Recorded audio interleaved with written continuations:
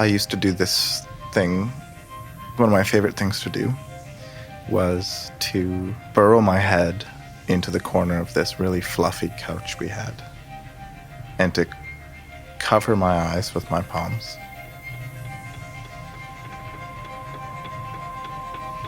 From KCRW, this is Here Be Monsters. And I would stick my head as deep into the couch as I could to get the darkest possible place for my head and for my eyes. And I would start to press on my eyes.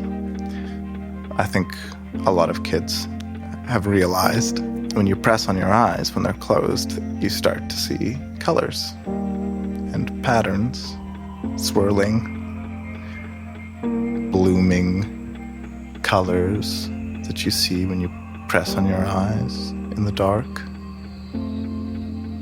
I was a little embarrassed about what I was doing in the corner of the couch, and I would, do it when I was alone and when I knew no one was watching.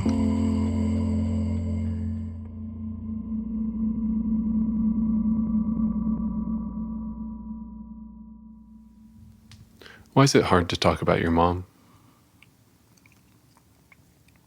I really struggle to remember concrete moments with my mother's voice, or places that we would go, or I don't remember her way of talking.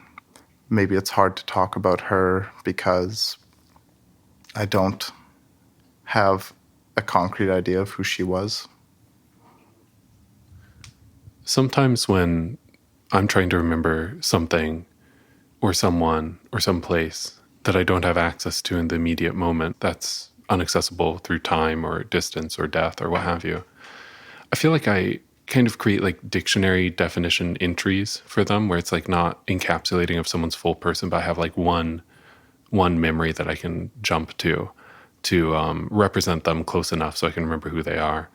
Like, do you have a dictionary definition of your mother, or is it more complicated than that?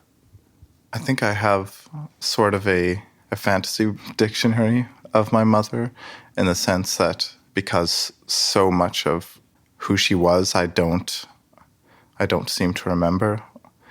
I can kind of latch on and choose the best parts, or choose what parts of my mother I wish I wish I had. She was loving. She was weird. She was angry.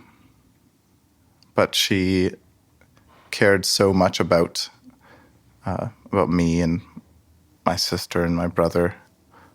I think maybe the idea of my mom that I hold on to the most is someone who is protecting us. My sister and I have a theory, and it's that she knew long before we knew that she had cancer and that she was dying. Do you think your theory is that you and your sister have is right? I do.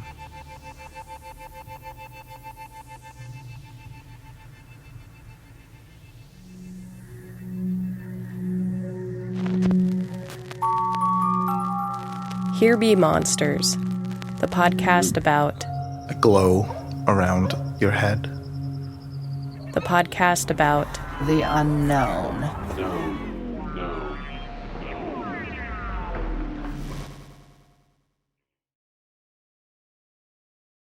When's the last time you talked to Santo? Not since 2003.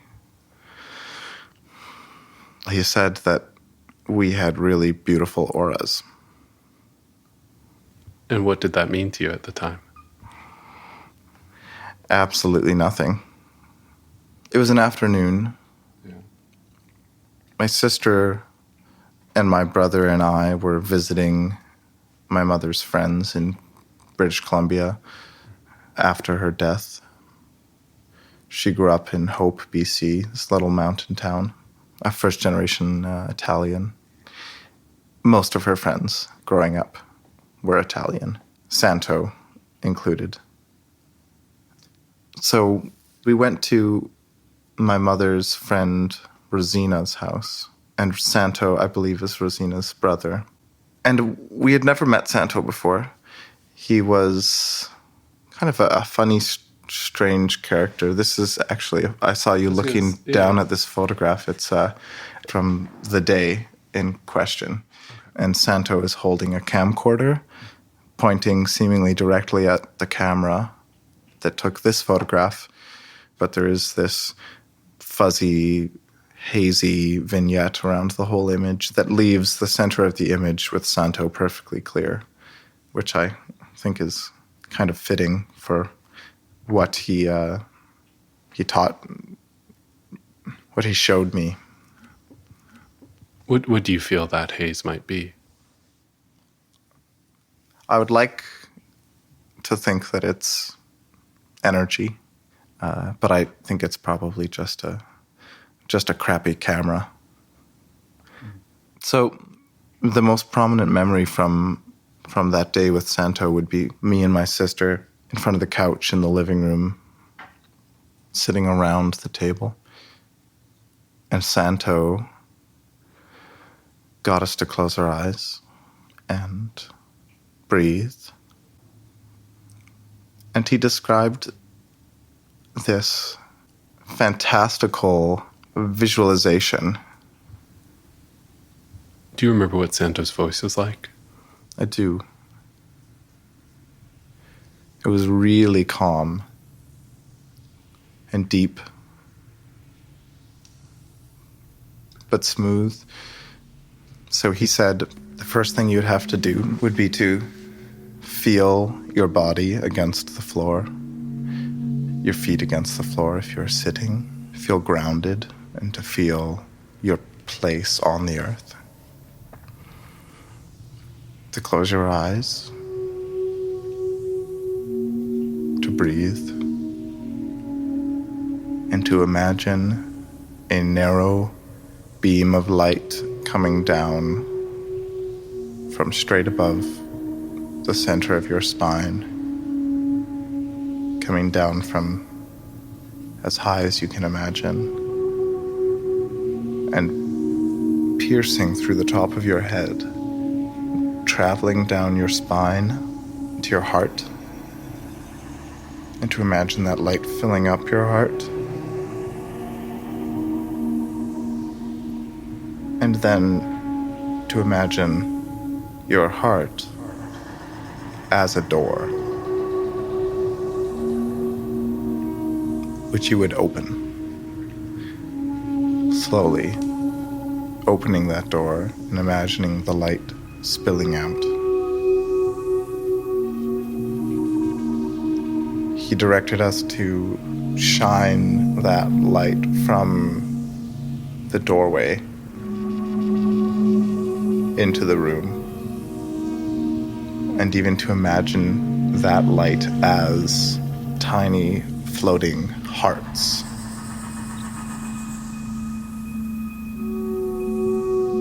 The energy of other people's bodies, the auras, the glow around your head, the different colors say something about the energy of that person. And he knew everyone's colors in the room.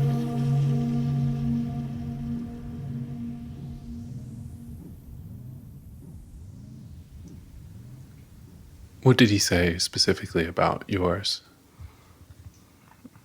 He said that mine was green. He said that I had a very powerful aura, which I would love to believe. At this point, I was very interested. I thought it was the coolest thing ever, and I could see what looked like auras around people's bodies that day. Just this kind of haze, yellower than what's in this photograph, but much more amorphous. He was playing a kind of enchanting figure, entertaining the kids who were in grief. It felt almost as if he was telling me that my mother wasn't dead, that her energy was still around. But it felt so clear and crisp that she was dead, that she was not there.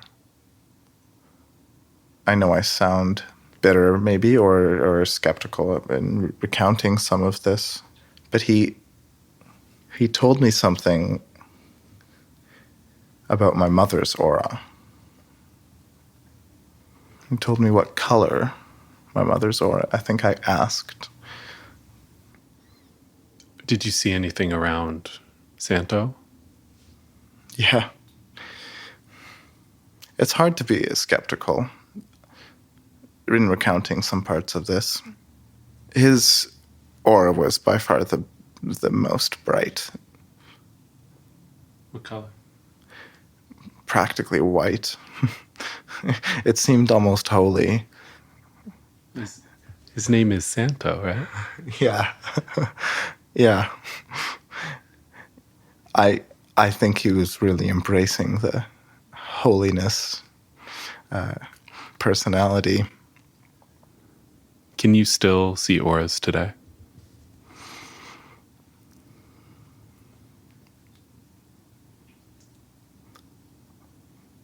I don't think so. What changed? I remember for the following few years, I was convinced I had some sort of power, some sort of special attribute that had been bestowed on me. I remember seeing the auras of teachers in my class and of people speaking at pep rallies. But I began to notice that it was almost always just when I'm looking at someone for a long enough time, when I'm staring at somebody, paying attention, that I begin to see what Santo called an aura. And I'm of two minds of that. One of them is that Santo told us that you really had to focus and you had to look to see what other people can't see. And the other side of me thinks that it's just my eyes and my mind playing tricks on me. And I slowly began to believe in this experience with Santo less and less, and to the point that I stopped even trying to see auras.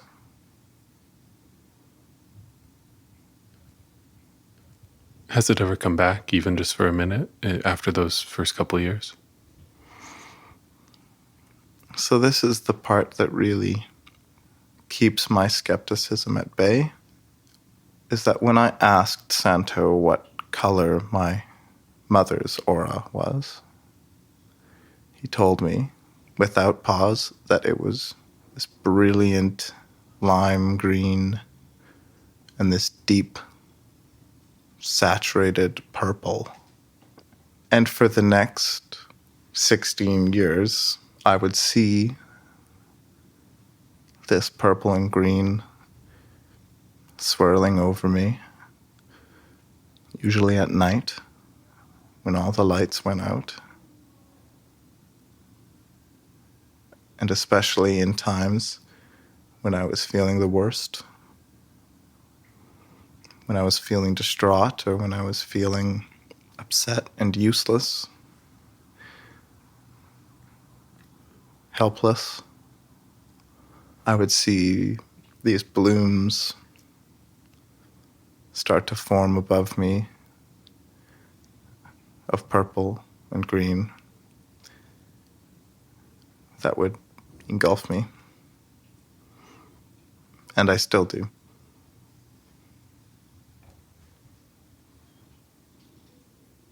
How does that feel? It feels comforting. When I'm lying in bed and feeling miserable, having those colors return to me, it's hard not to think of my mother literally coming down and embracing me.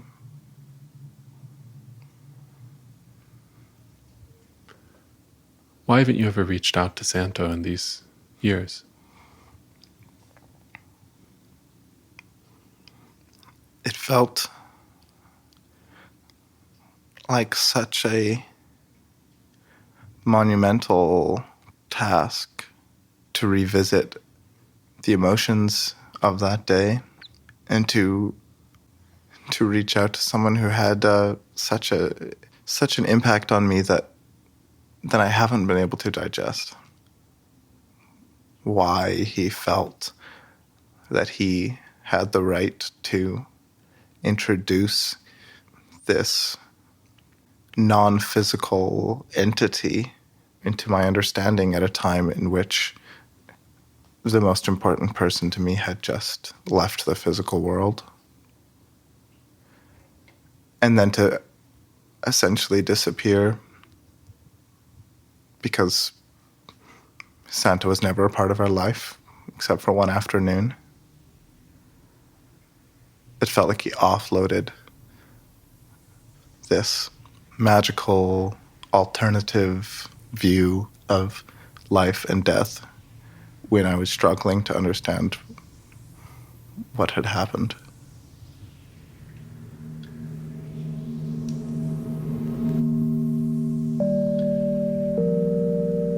If you ran into Santo again today, would you have him teach you again?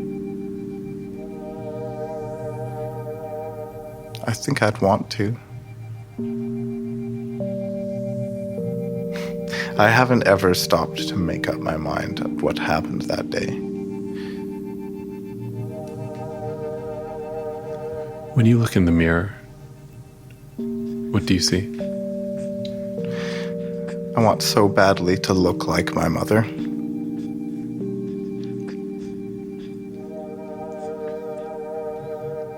What's your name? My name's Colby. My mother's name was Rita.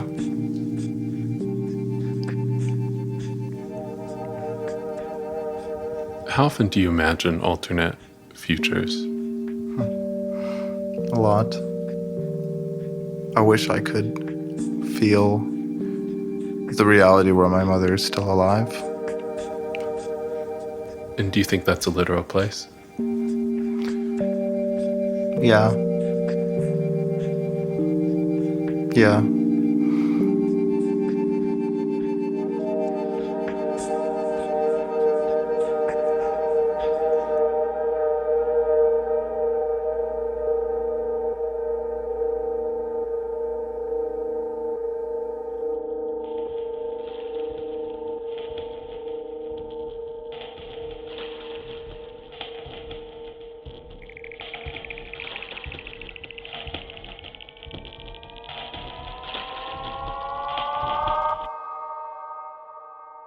Colby Richardson is a video artist living in Winnipeg, Manitoba. And for this episode, Colby made us a visual representation of the aura-like colors that he sometimes sees when he's laying down for bed. We've posted this video up on our social media accounts, and you can watch it there. We're at HBM Podcast. You can also find more of Colby's work at colbyrichardson.com. Colby's wanted to talk to Santo for many years, to ask him about some of his thinking behind the stuff that he showed Colby back in 2003. Recently, he finally reached out to Santo and discovered that Santo's become quite ill. So for now, some of Colby's questions remain unanswered. But over on our website, you can see that photo of Santo with the white fog surrounding him. You can also see a picture of Colby's mom, Rita, and a picture of Colby's cats. We're at hbmpodcast.com. Now, in other news, we asked you at the beginning of last episode for some help identifying some stories that Beth heard as a child. A sharp listener recognized one of them. The story of the evil stepdad getting launched into space was in fact a short story by Stephen King called The House on Maple Street. So thank you, listener Heis Van Straten. We really appreciate it. Beth's still looking for the name of the other story. It's a story about time travel and getting stuck in the future. You can hear Beth's full recollection of that at the beginning of episode 127. Okay, my name is Jeff Entman. I produced this episode of Here Be Monsters with help from Bethany Denton. Music by The Black Spot. Here Be Monsters is distributed by KCRW. Our senior editor there is Kristen Lepore. We get additional support for freelance contributions from KCRW's Independent Producer Project. Thanks for listening. More episodes soon.